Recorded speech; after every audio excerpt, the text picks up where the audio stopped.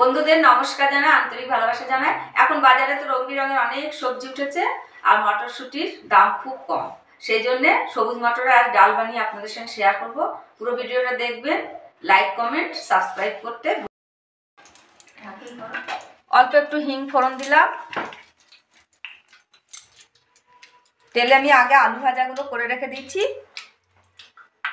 এখন মটরগুলো হালকা ভাজবো।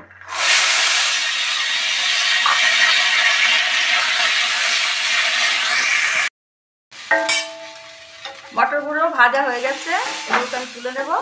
এটা ভেজে দিলে যে কাঁচা কাঁচা গন্ধ থাকে সেটা থাকবে না। এটাকে এখন পেস্ট করবো আমি, একটু ঠান্ডা হলে পেস্ট করে নেব।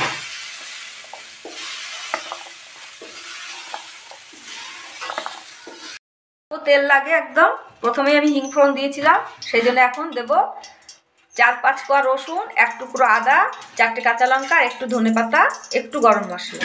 অল্প মশলাতেই হয়ে যায়।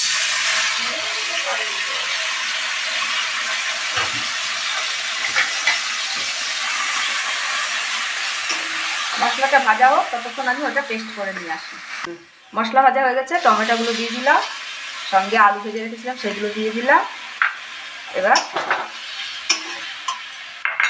পেস্ট করে নিয়েছি, পেস্টের ভিতরে দিয়ে দেবো। দেখুন বন্ধুরা, পেস্ট করে নিয়ে এসেছি। মটর পেস্ট করে এনেছি, দিয়ে দিলাম এর ভিতরে। ডাল বানাবো যেহেতু, সেই জন্যে একটু জল দিতে হবে, জল দিয়ে দিলাম।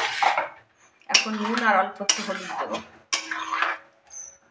আমি পেঁয়াজ দিইনি, আপনারা এখানে পেঁয়াজও দিতে পারেন। আলু ভাজা একটু নুন দিয়েছিলাম, সেই জন্য অল্প নুন দেবো। সবুজ সবুজ তরকারি, বেশি হলুদ লাগে না, অল্প হলুদ দেব। ধনেপাতা মশলাতে আমি পিষে দিয়েছিলাম, এখন আর একটু দিয়ে দেবো, আর পরে আবার দেবো। আলু পুরো সিদ্ধ হয়ে গেছে, টমেটোও সিদ্ধ হয়ে গেছে, এটা পুরো কমপ্লিট। সবুজ মটরের ডাল, এটা দিয়ে রুটিও খাওয়া যায়, ভাতও খাওয়া যায়।